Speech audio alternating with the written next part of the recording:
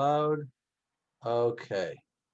So good evening, everybody, and welcome to Parsha Unpacked, Parsha's Vayishlach, which is quite a packed Parsha.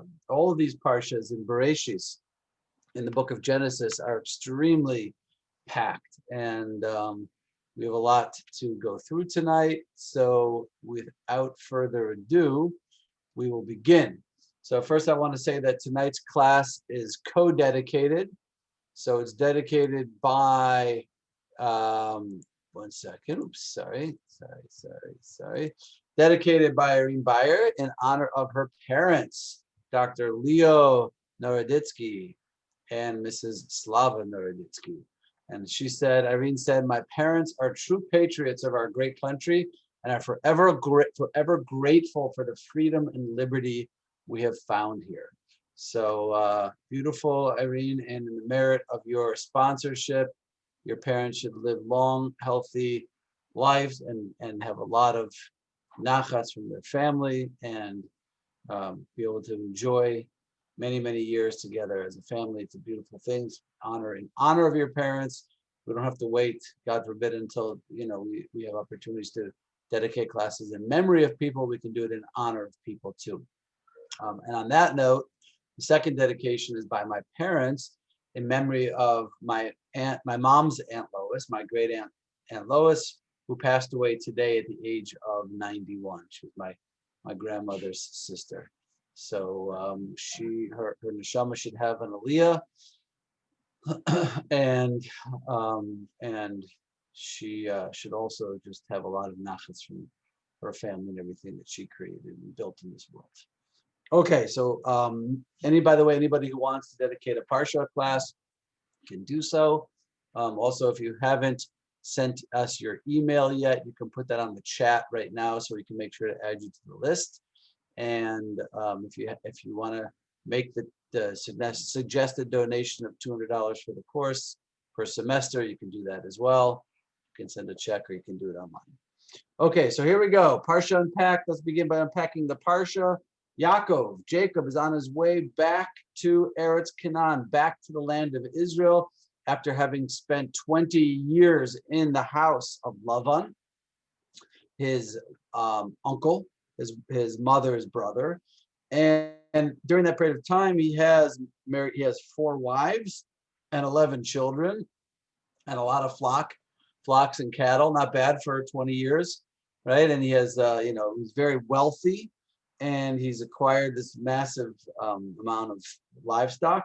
And he knows that he's going to have a face-off with his brother Esav, because if you remember, in the 2 parshas ago, when Jacob actually took the birthright and the blessings from their father Isaac, instead of Esau, who was supposed to get it, Esau at that point became furious and decided he was going to kill his brother, which is why his brother Jacob fled and went to Haran, where his uncle was, and he was there for 20 years. And now he's coming back, and he realizes that he's going to have to face his brother. So how does he prepare for this inevitable confrontation? So he takes a 3-tiered or 3-pronged approach to meeting back up with his brother Esau. The first is, the oldest Jewish trick in the book. He bribes him and he sends him lots of gelt. So we find out that he sent a huge amount of livestock and in an attempt to appease his brother with these gifts. In addition, Rashi explains to us that he prepares himself by prayer. Of course, anytime that a Jewish person wants to see success in any area of their lives, they have to pray. So Jacob davens, "Oh, my father of Abraham," okay, and he prays for success, that Esau shouldn't kill him. And finally, he is not going to be naive and rely solely on prayer or on bribes or tributes. He prepares his camp for war, and if there need be, he prepares to fight.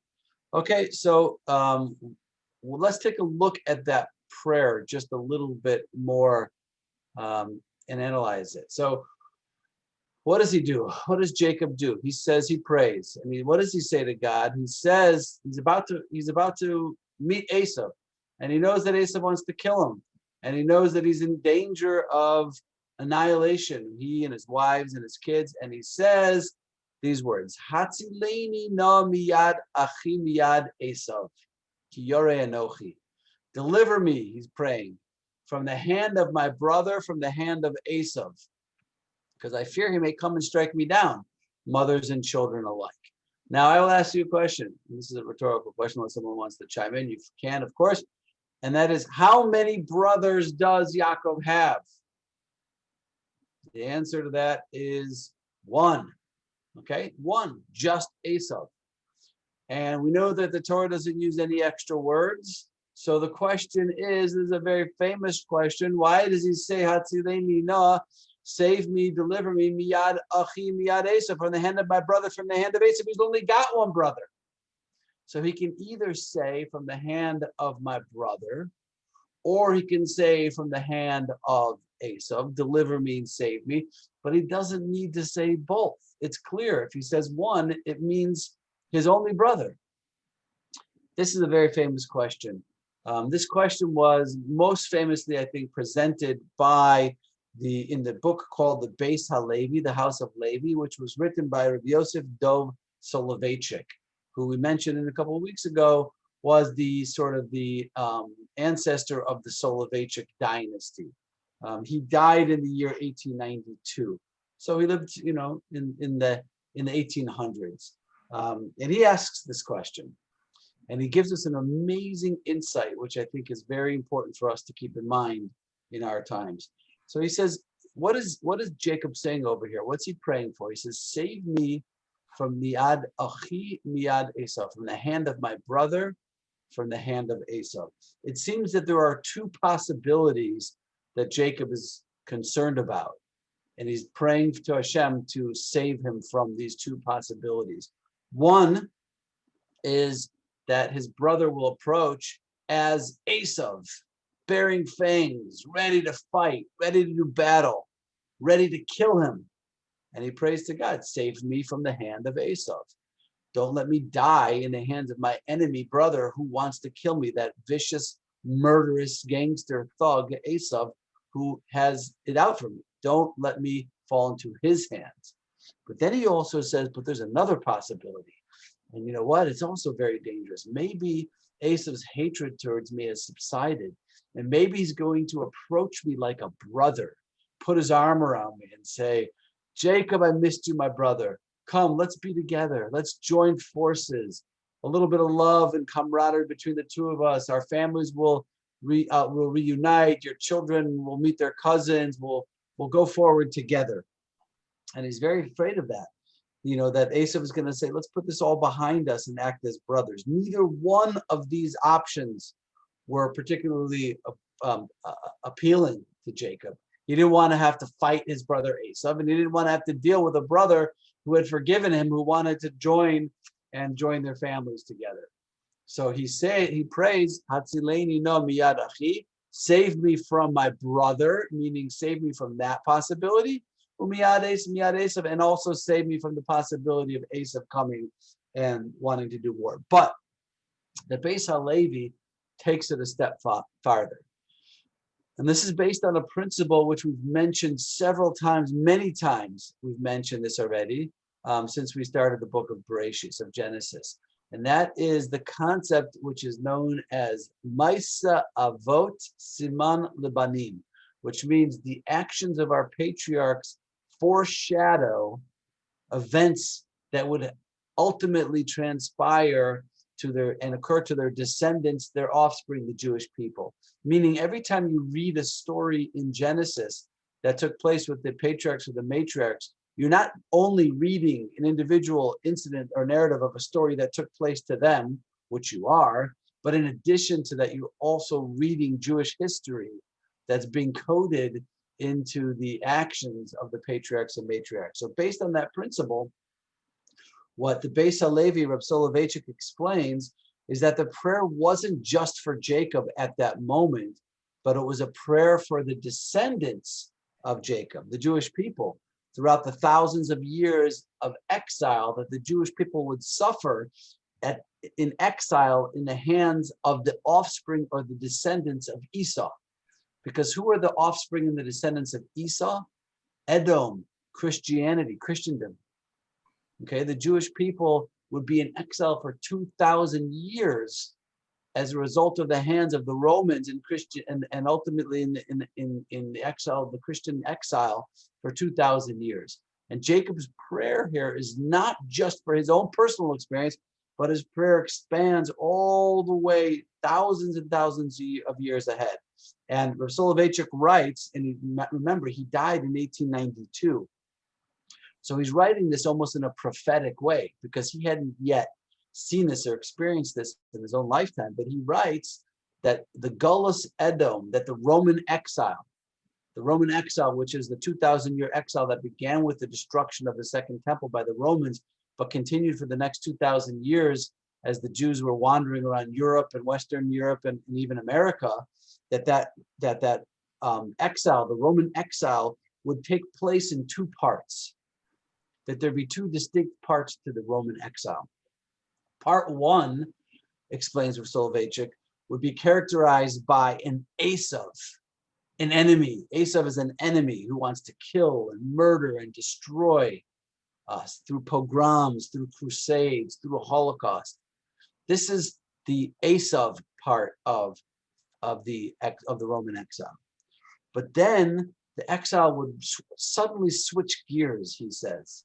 Remember, he didn't see this in his lifetime. He died in 1892.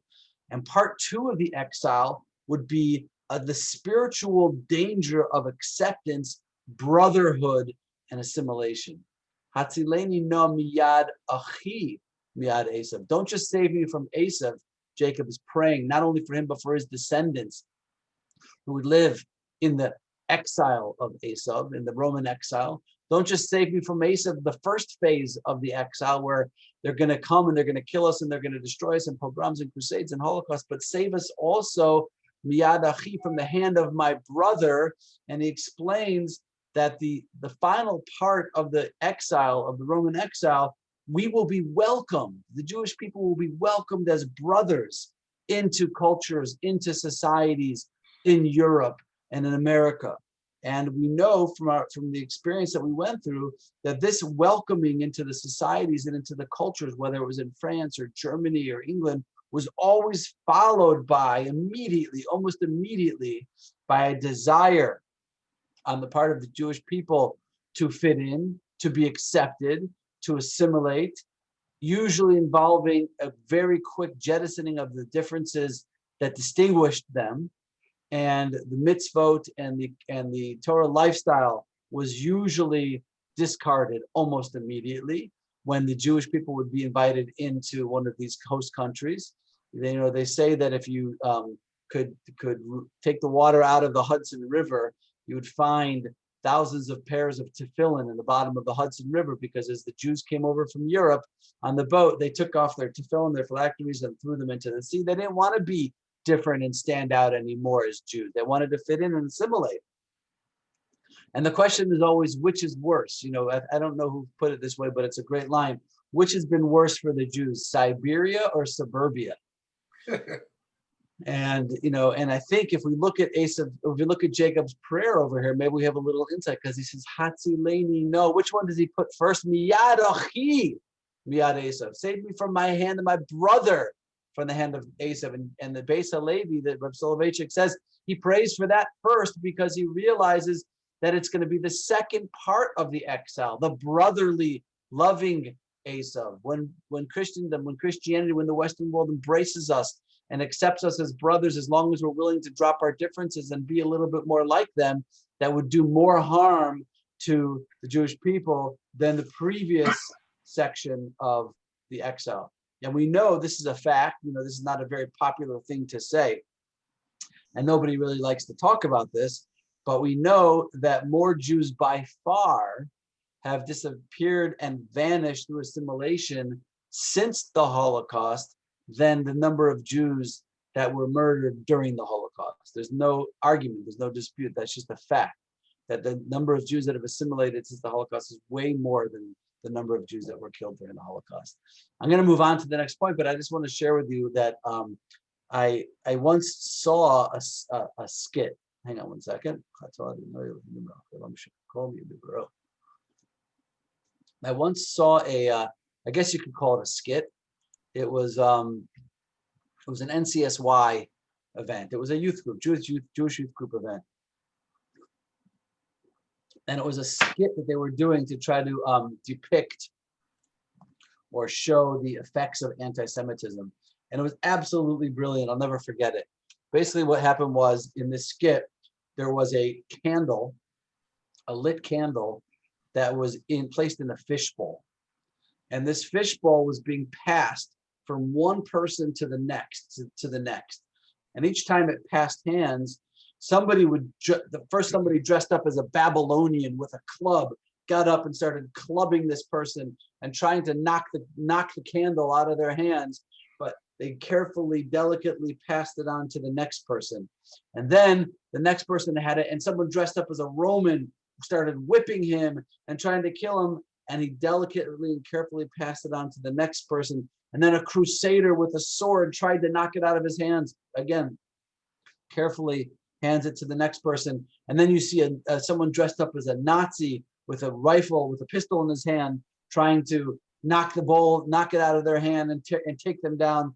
And he carefully manages, with dedication and effort and self-sacrifice, to pass the bowl hand to hand to hand to hand, until the last scene, the bowl comes to a kid, a young person, teenager, and he's wearing a pair of jeans, and he's wearing a Bruce Springsteen shirt, Bruce Springsteen with a big American flag on it. There are no enemies there. There are no Romans. There's no whips. There's no clubs. There's no swords. But what is there? There is a blonde hair girl with blue eyes gets up on the stage, and she looks at this boy and she winks at him and she flirts with him a little bit. And what does he do? He blows out the candle. He drops the glass bowl and walks off the stage with her. Okay. And that was the skit. And I think that it was brutal. I think anybody who saw that will never forget it. Even just, hearing it, I think, is enough to not forget it, because it was so powerful. But basically, this is what Yaakov was praying for over here. Save me from the hand of my brother, from the hand of Esav. Okay, fine. Moving on. So it's the night before the confrontation takes place. Esav is waiting. Jacob is about to confront him. And in verse 23 and 24, we see that same night, Jacob arose, taking his 2 wives, his 2 maidservants, his 11 children, and he crossed the ford of Yabok, a little river. Okay. After taking them across the stream, he sent across all his possessions. Jacob was left alone, and a man wrestled with him until the break of dawn. Why was he left alone? So Rashi points out, according to the Talmud, that he had to go back to the other side of this little river, because he left a few little jugs, pachim ketanim, a few little vessels. It seems weird that Jacob would go back. He was so wealthy, this man. Why would he go back for these few little vessels? So I remember when we were kids, my brother and I, we had this video game, this very simple Atari game. And in this game, it was kind of like an adventure game. And you would go from one room to the next, and you have to solve the mystery in that room. And then you get access to the next room until you finally got into the throne. And along the way, you would pick up little objects would be available. And you didn't really know what they were for, but you knew you needed them. So maybe you'd find a key in one room, or you'd find a ladder in a different room, and you would collect those objects. And you didn't know why you needed them, but you knew you were going to need them eventually. So you come into the next room, and there's a door, but it's high up, and you need to climb up the ladder. So you had collected the ladder from the previous room. It's a very simple game. But that's what I remember that game. And I always thought about this when I think about Jacob going back to the other side of the river to get those little jugs. And that is, when you are a servant of Hashem, when your life is dedicated to doing Hashem's will in this world, then you know that everything is part of your mission. You might not know how, you might not know why, but everyone you meet, every place that you go, every conversation that you have, every object that you acquire is going to be part of your mission, necessary for your mission. So he doesn't know necessarily why these little jugs are important. It's not because he needs them. He's very wealthy, but he knows if Hashem gave them to him, he must need them. So he goes back, fine. He goes back and he's left alone. And a man wrestles with him until the break of dawn. Now, this is a cosmic event in Jewish history. And the sages tell us, the Torah, the Talmud tells us that this was no ordinary man that was wrestling with Jacob until the break of dawn. Rather, this was the guardian angel of the nation of Esau, of Esav. Every country, every nation has its guardian angel. This angel, this force that came in the shape of a man that came and wrestled all night with Jacob, the patriarch, Yaakov Avinu, was the Sar Shel Esav. He was the guardian angel of Esau, his brother. And they struggled and wrestled all night long, which means symbolically, if we apply the idea again, that these events that are being recorded in the Torah, not just events that happened individually to the patriarchs, but they're events that are pregnant with meaning and depth that are going to relate to the Jewish people throughout history. So this is a struggle, or an ongoing struggle. This wrestling match represents this power struggle, or this battle that's going to take place between Jacob, the power of Jacob, and the power of Esau for the next 3,000 years until Mashiach comes. Okay, so what happens? He sees that he can't overcome him. Jacob was left alone. A man wrestled with him until the break of dawn.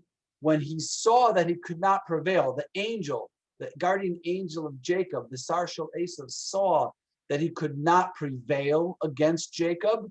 So what did he do? He wrenched Jacob's hip at its socket, so that the socket of his hip was strained as he wrestled with him. He basically hit him in the family jewels, right? Which is kind of a strange thing to do. Like, okay, you're struggling, you're fighting, you're wrestling. You see that you can't overcome this guy because he's too strong. So you whack him in the groin and you dislocate his hip. Sounds like a very strange story, and I'm not totally sure why that even needs to be mentioned, but we'll come back to it. Okay, so now what happens? What happens next is, in the next verse, in verse 27, this angel, after he tries all night to overcome Jacob and fails, he says, "Let me go, for dawn is breaking." But he, meaning Jacob, answers, "I will not let you go until you bless me." So first of all, what is this dawn is breaking? What's the symbolism there? If it's true what I'm saying, that this is a foreshadowing of events to come, and the struggle or the battle between the angel of Esav and and Jacob is a battle between the descendants, the offspring of Jacob, and the offspring of Esav, the Christian world or Western civilization, and the Jewish people, then what is the symbolism of "let me go, for dawn is breaking"? That's question number one. And question number two is, what? Why is Jacob asking this thug, this gangster who's been trying to kill him all night, for a bracha? It's like, when you go see the Rebbe, you ask the Rebbe for a bracha. I took my son-in-law, my new son-in-law, Hillel, to Milwaukee this last Shabbos, and we went up to the Rebbe, and we said, can we have a bracha? When you see a tzaddik, you ask him for a blessing. You don't ask a thug or a gangster who's been trying to kill you all night for a bracha. What's going on over there? Okay. Anyway, next thing that happens, we'll come back to that, is this angel. He says to him, "What is your name?" He says to Yaakov, "What is your name?" And Yaakov replies that my name is Jacob. And he says, "Okay, your name shall no longer be Jacob, but Yisrael." Your name God is going to change your name from Yaakov to Yisrael. Why? Because he says these following words. He says, "Ki," because Sarisa im Elohim v'im anoshim vatuchal. Because you have striven, you have fought, you've struggled with God, and with humans, and you have prevailed. Okay, So it's very interesting. I remember Rabbi Tursky once said, if you were reading this, what would you say is more important? That he struggled with God or that he prevailed? That he struggled with man and he prevailed. He's not named and he prevailed. If the focus had been on the fact that he prevailed, that he won, we wouldn't be called Am Yisrael, we'd be called Am Tuchal. That'd be a strange name, but Tuchal, prevailed. We'd be traveling on El Al flights to the land of Tuchal. Okay, but it doesn't say that. We're not named V'Tuchal and you prevailed. We're named, the Jewish people are named Yisrael, because it's really the struggling with God and the struggling with humanity that's way, way, way more important than the V'Tuchal, than the prevailing that ultimately takes place. And the Jewish people are called the ones that struggle with God, because our life is about struggling, not struggling in a negative way, but struggling in a growth-oriented way. We're constantly struggling and growing to have deeper understanding of God and deeper wisdom and deeper insight into God's essence. Okay, let's go one more verse over here. The sun rises, okay? The sun rose upon him, and as he passed Penuel, that was the name of the area, limping on his hip. Remember, because he had just been struck by this ministering angel of Esau in the groin, dislocated his hip. And that is why the children of Israel to this day cannot eat filet mignon. Okay, that's why we do not eat the thigh muscle that is on the socket of the hip, since Jacob's hip socket was wrenched at the thigh muscle. Okay, it's called the Gid Hanoshe. The Jewish people are not allowed to eat this sinew or this particular vein called the Gid Hanoshe, because of the fact that Jacob fought and struggled all night long with Esau, and he dislocated his hip. And in memory of that event and what it symbolizes, we don't eat from the Gid Hanoshe. Okay, now here's a question.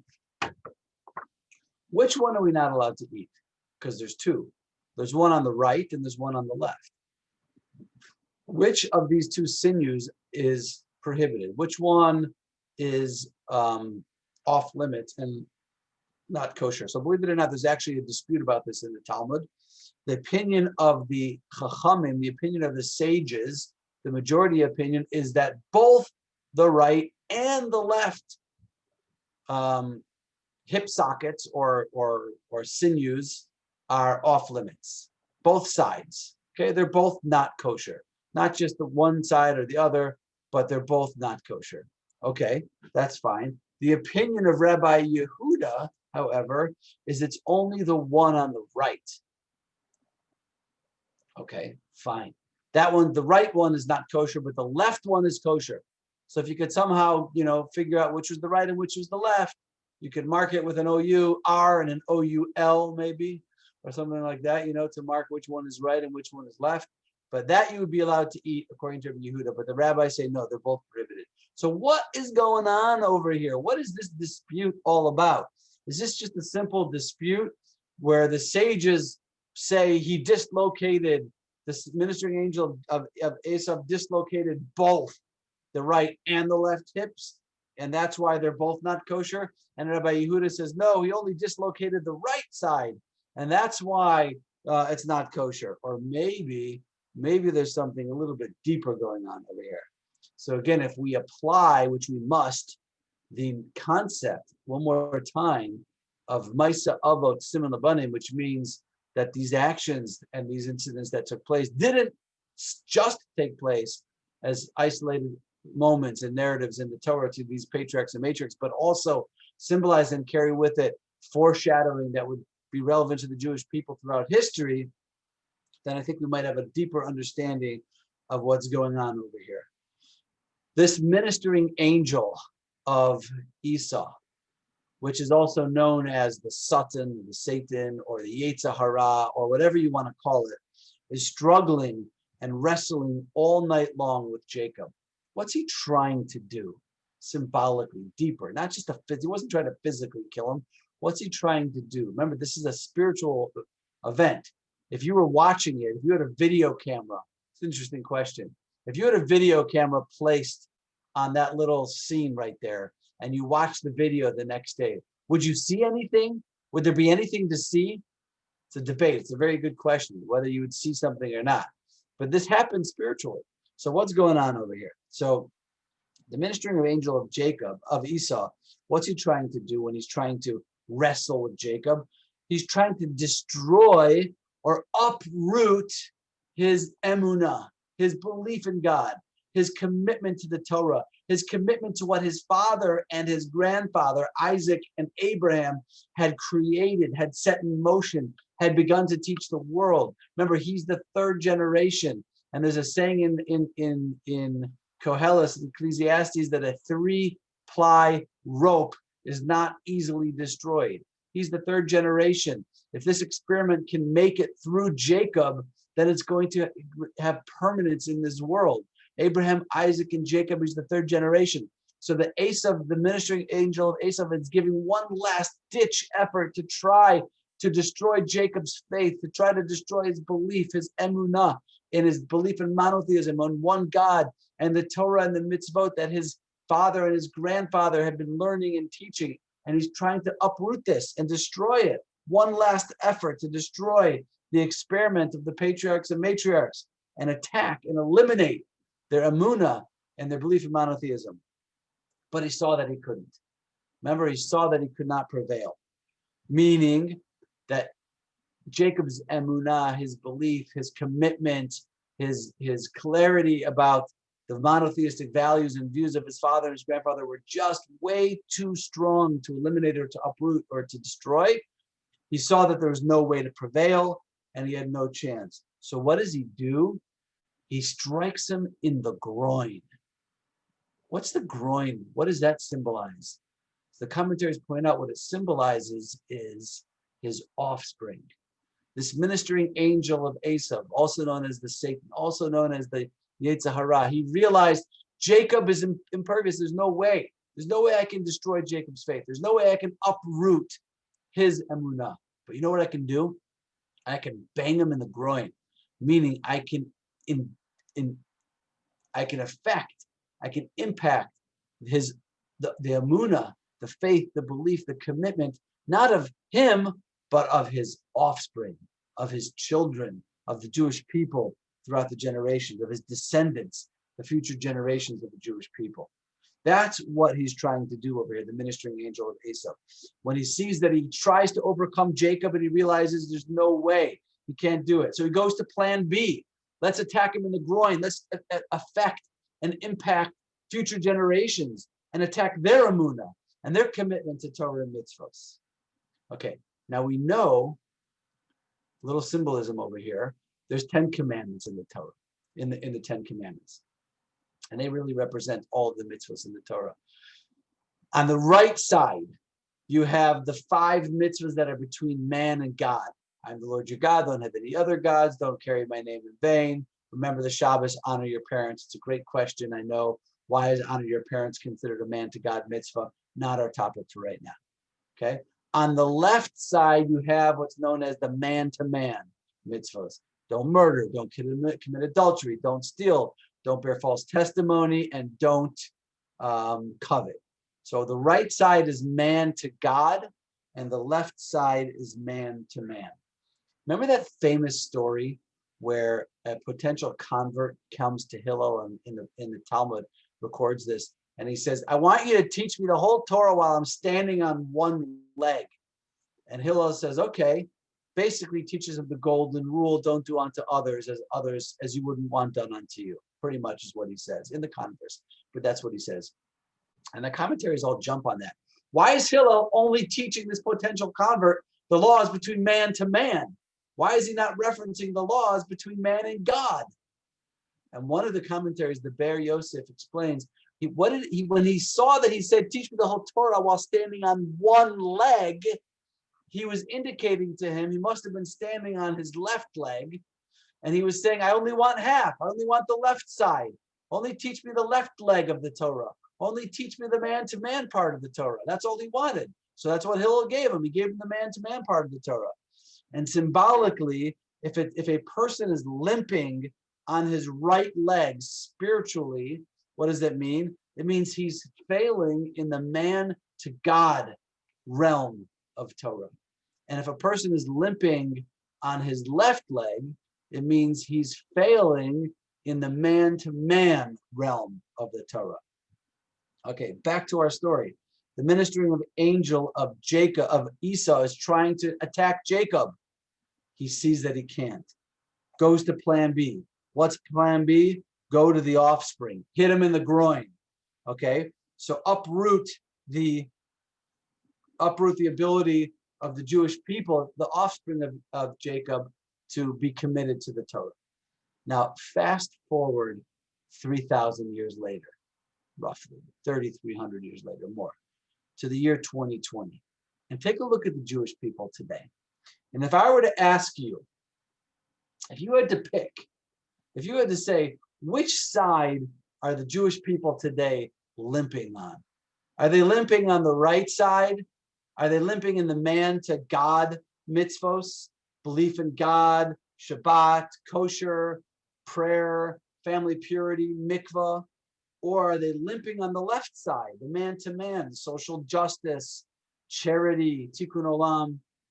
I think we can all agree that today, 3,500 years later, we're still doing, as a whole, the Jewish people are still walking pretty well on the left leg, right? Social justice, the Jews have always been at the very forefront of every ism and every cause in the social justice realm, always. Charity, the Jewish people are the most charitable, generous people in the world. They give more charity than anybody else. Tikkun olam. We're doing fine on the left side. We're not limping on the left side, but on the right side, belief in God, adherence to Shabbos and kosher and mikvah, it's a tiny fraction, 3%, 5% of the Jewish people. So if we're limping on any side, we're clearly limping on the right side. Okay, so clearly, this is the opinion of Rabbi Yehuda. Clearly, the angel must have hit him where? Boom, in the right groin, and affected the right side of the offspring, the Jewish people throughout the generations. That the Jewish people would limp on the right side. The left side he must not have touched, because here we are 3,500 years later, we're still doing pretty well on the left side. But on the right side, he must have hit him right on the right side and dislodged his right socket on the man to God side. But the sages say no, not so fast. And this is a very important and deep point. And the sages say no, that a philosophy of striving and succeeding and growing and achieving and accomplishing in the man-to-man realm, goodness, kindness, charity, social justice, etc., which is not built upon or an outgrowth of a philosophy of man to God, of belief in God, monotheism, belief in Torah, belief in mitzvos, is not a man-to-man successful philosophy that can endure and that is real and that is true and that is Toradic, because it's self-serving, it's skin deep, it's only there to the degree that it's accomplishing or achieving something beneficial to me, but it's not lasting and it's not enduring. And the sages look at the Jewish people today and they say, they're not just limping on the right side, they're limping on the left side too. Because a man-to-man philosophy that's not built in outgrowth of a solid man-to-God philosophy is also called limping on the left side. That, says the Ber Yosef, is the explanation of this, deeper explanation of this argument between Rabbi Yehuda and the sages regarding which side of the sciatic nerve the Jewish people are not allowed to eat. Okay, fine. Moving on, continuing to unpack the Parsha a little bit. There's just two last things which we didn't deal with, which was, why does the angel say, let me go? It's morning. It's the morning. Time to let me go. So the Beis Halevi of Soloveitchik explains that morning, in as opposed to night, morning is the symbolic time of the coming of Mashiach. It's when spiritual clarity and spiritual light returns to the world. Night represents the time of exile. So when he says, it's the morning has come, they struggled until Alos HaShachar, they struggled until the early morning light. It means that the Jewish people would continue to struggle with Esau, with Christianity, with the Western world and Western culture until Mashiach would come. And finally, the last question was, why did Jacob ask this thug, this thief, this gangster for a bracha? So for that, I want to quote me. It's kind of a weird thing to do. I've never done this before. But I'm going to quote me, myself, in a letter that I wrote this year at the end of just before Rosh Hashanah. And I wrote over here, I quoted Winston Churchill. And I said, to quote the words of Winston Churchill, never let a good crisis go to waste. Never allow a catastrophe to take place without turning it into an opportunity. Because if you do, then the suffering will have been in vain. Jacob knew this spiritual truth. When you face a challenge, an ordeal, a life trial, it's not just enough to extricate yourself and come out alive. It isn't sufficient just to survive and pray that life returns to normal. You have to look at your adversary in the eye and say, I will not let you go until you bless me. I will not leave this challenge the same person I was when I arrived. I must leave this crisis more blessed, wiser, deeper, and as an expanded version of myself. And then I said, we've all been through a real trauma in the last 6 months. We've all have our unique stories, but it hasn't been easy for anyone. Don't waste this crisis. Don't just ask God on Rosh Hashanah to return things back to normal. Be like the patriarch Jacob. Stand before the Almighty this year and say, I'm not leaving here until you bless me. Of course, we want this pandemic to end, but we want so much more than that too. We want to take all that we have experienced and all that we have learned to live deeper, more authentic lives. Please, God, let us emerge from this challenge as new, wiser, more powerful people. Let me grow from this crisis to become the type of spouse I want to be, the type of parent I want to be, the type of child I want to be, the type of Jew that I want to be. Okay, moving along, the encounter. So finally, the encounter takes place. Jacob and Esau finally come face to face. Jacob bows down 7 times with his entire entourage, his wives and his children. The only one who does not bow down is who? Benjamin. Why? Because he wasn't there. Why? Because he hadn't been born yet.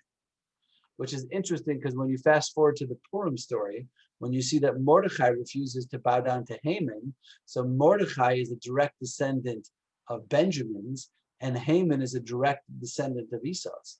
So that's the part of the story is that Benjamin doesn't bow to Esau because it's not in his DNA because he wasn't there at this moment in history. Okay, Jacob offers him gifts, huge gifts, a huge amount of sheep and cattle and livestock. And he concedes and he gives him the birthright. Esau gives him back the birthright. And it's interesting over here, there's a whole thing where Esau says, you know what? I don't even need your gifts. I have enough, my brother. Let what you have remain yours. And in Hebrew it says, Yesh li rav. I have a lot. But Jacob says back to him, yeah, well, you have a lot, but Yesh li kol. I have everything. This is a bad translation. I should have fixed it. It's not, I have plenty. That's exactly not the point. He says, Yesh li kol. I have everything. Kol means everything. Okay, and what's the difference between a philosophy of Yesh li rav? I have a lot. That's the philosophy of Esau. And Yesh li kol. I have everything, which is the philosophy of Jacob. I'll tell you what the difference is. The Kli Yakar of Shlomo Ephraim ben Aaron Lunchitz was one of the great commentaries on the Torah. He lived in Prague. His Torah commentary is magnificent. It covers every page of the Torah. And he says an amazing insight over here. Esau says, I have much, meaning much, but not everything, right? I have a lot, but I don't have everything. And Jacob says, I have everything. Because the wicked, even if they have all the silver and gold in the world, they still feel missing. And they have much, but not all they need. Therefore, Esau says, I have much, but not everything, because there's still something I'm missing. If he had 100 in his hand, he would desire 200. But what about Jacob? So the righteous, on the other hand, even if they have very little on their hands, they're satisfied and happy with their share, and it looks to them as if they have everything. It's a different philosophy. When you're materialistically focused, you can never have satisfaction. When you're spiritually focused, then you're satisfied with the little amount that you have. Reminds me of a great story that one of the students of the Maggid from Mizrich, the Maggid of Mizrich was the main disciple of Baal Shem Tov, who was the founder of the Hasidic movement. One of his students approached him and said, Rabbi, I don't understand. It says in the Talmud, in the Tractate of Brachos, that you have to thank God for not only for the good things that happen in your life, but you also have to thank God and bless him for the bad things in your life. I don't understand that. Can you explain it to me? So the Maggid of Mizrich told the student, I don't know, but you know who can explain it to you? Go visit Reb Zusha. So Reb Zusha from Anapoli was a famous Hasidic master, and he lived a terrible life. He was poor, he struggled, he had so much suffering and pain and trauma in his life. So the student goes to Reb Zusha and he says, explain this to me. The Maggid told me to come and ask you, what does it mean? You have to bless God even for the bad things in your life. How do you do that? And the Reb Zusha said, why the heck are you asking me? You have to go ask somebody who's experienced something bad in their lives. So it's all a matter of perspective, right? It's all a matter of how you look at the things that you have in your life. Okay, moving on. Esav says to Jacob, let's travel together. Let's go. We'll bring our families together, which is exactly what Jacob was afraid of. And Jacob politely refuses. He comes up with an excuse. The children are weak. They won't make the journey. The animals have to travel slowly. You go ahead. I'll meet up with you later. Of course, he had no intention of meeting up with them later. And that is how that ends. He survives this encounter. Jacob survives the encounter. And it says, the next verse says, Jacob journeyed on to a place called Sukkot. And he built for himself and made stalls for his cattle. And this is why the place was called Sukkot, because he built sukkahs there. He built sukkahs there for his cattle, for his livestock. Just a quick thought about this. See, Jacob has a dilemma now in his life. Until now, Jacob was this great spiritually focused person. He was sitting in the tents of Torah. He learned 14 years in the yeshiva of Shem the Aver. And then he goes to Lavan's house and he's there for 20 years. And all of a sudden, he's a multi-millionaire. He's become this phenomenal individual. And he's got a kind of a dilemma, like, whoa, how do I deal with this? I'm a yeshiva bacher, and all of a sudden, I'm extremely wealthy. So how do I deal with my wealth so that it doesn't corrupt me, so that it doesn't change my values, so that it doesn't change my perspective and understanding that life is about spirituality and not about material acquisition? What do I do? So what's his solution to that? He built a sukkah. Why? Because think about our sukkah. It's exactly what the sukkah is. The message of our sukkah is that this world is a temporary dwelling place, and that our houses and all the material possessions that we have don't travel with us to the next world. That reality is that this world is just temporary.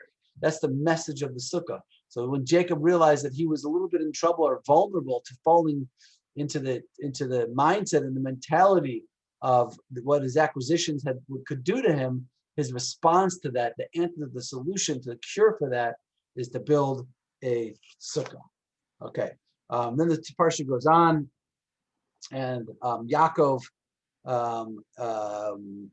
travels to the city of Shechem, and he purchases some land there. There's a terrible, terrible incident where his daughter Dinah, is abducted and raped by the son of the leader of the city of Shechem. And then Shimon and Levi go and they destroy that entire city. That's a big part of the Parsha. One day we'll have to tackle that story, but we're going to leave it for now because it's a whole story unto its own. But you can go and you can look in deeper.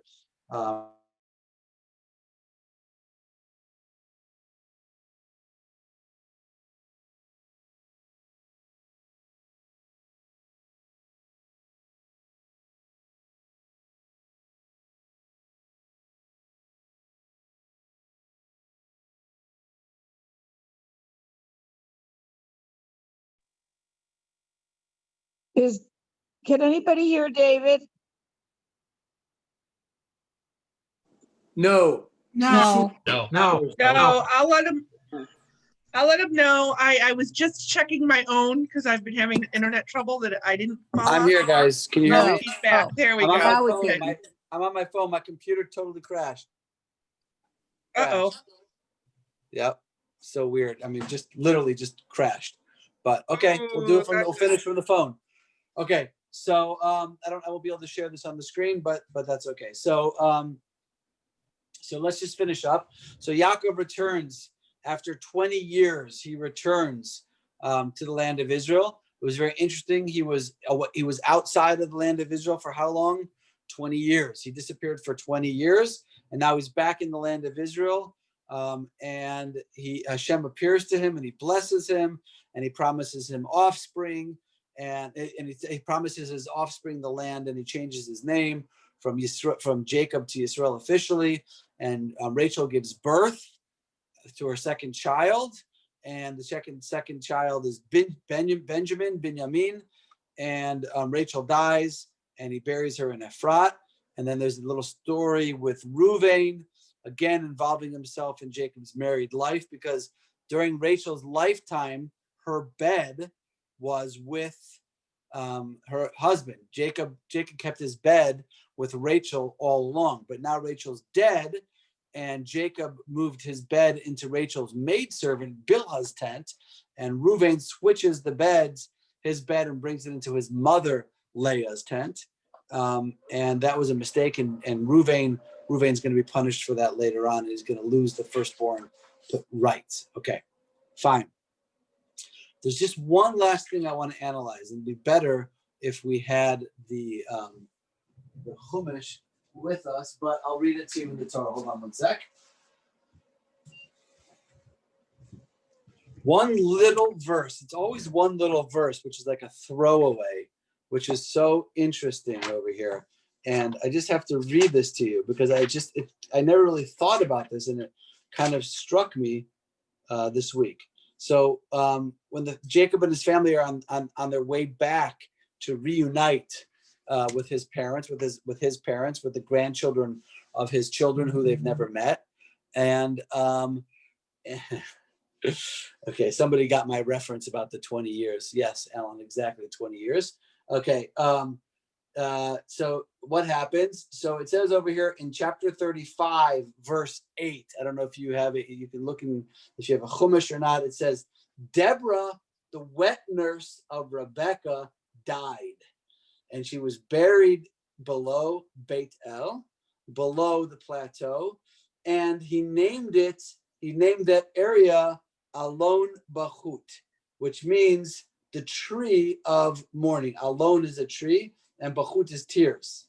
Okay, so the question is, who in the world was this wet nurse of Rebekah?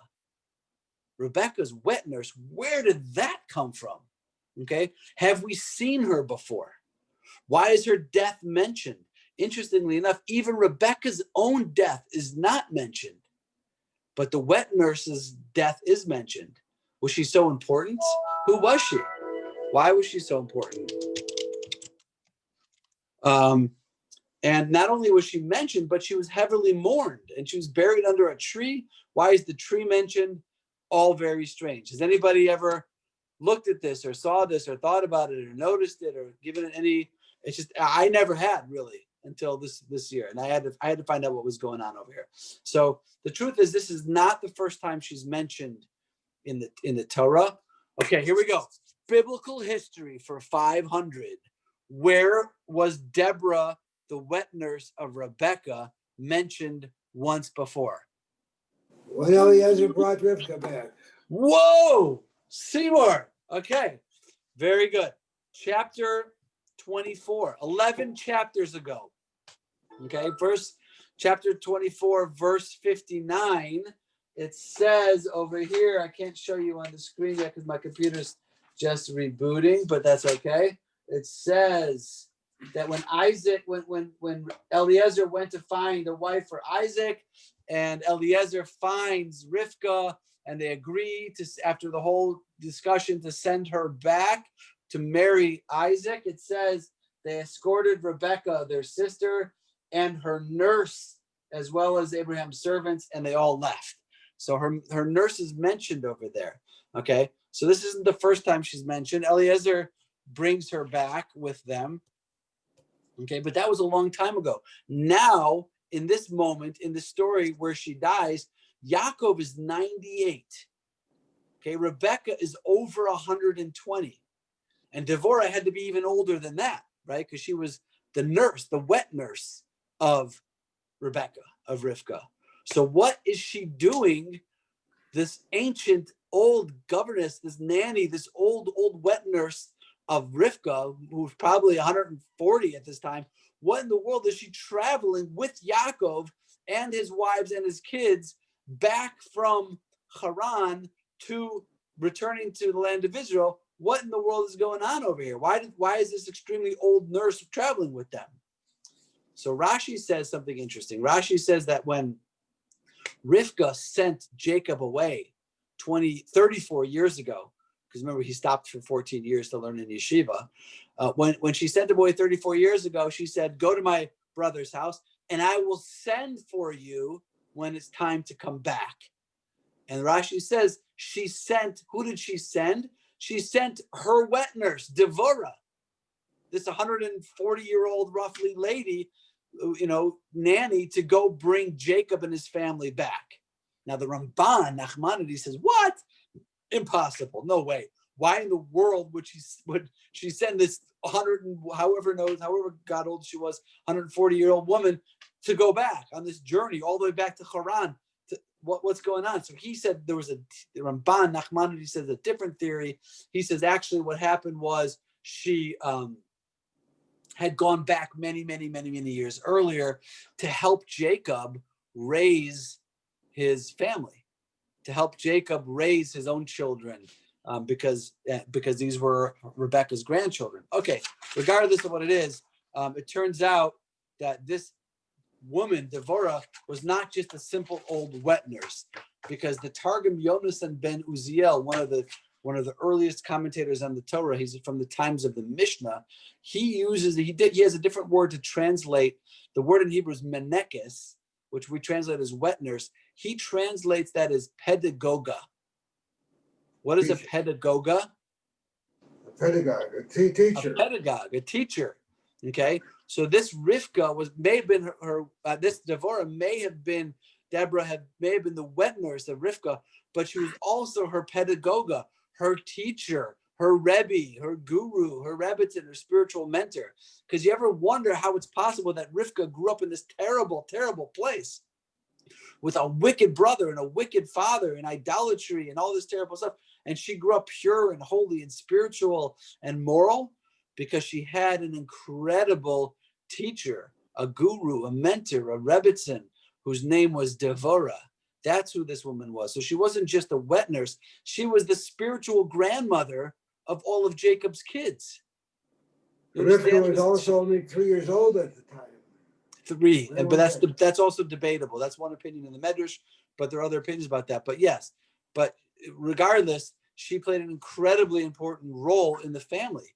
She wasn't just a wet nurse. She was the teacher, the spiritual mentor of Rivka, and then Jacob and his children. And she helped raise these children into the spiritual giants that they would all become. So she was the Jewish Mary Poppins.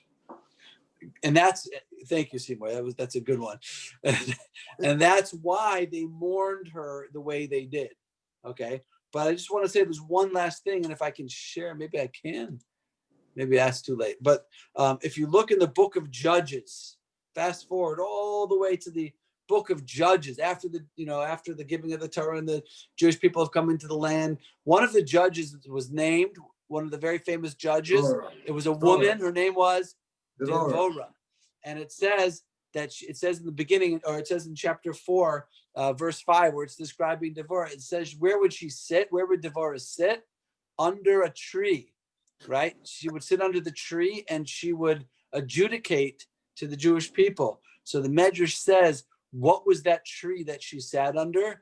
It was this tree, the Alon Bachut, the tree where Jacob had buried his mother's teacher, pedagoga, wet nurse, spiritual mentor, and Rebbitzin, Devorah. So Devorah, when it's called the tree of Devorah, it wasn't called the tree of Devorah because Devorah, the prophetess and the judge, sat under it. It was called the tree of Devorah because of Devorah, the wet nurse of Rivka, who had been buried next to that tree. And that's why Devorah, the prophetess and the judge, chose that tree to sit under and to adjudicate from because of her connection to the name that she felt a connection to that person.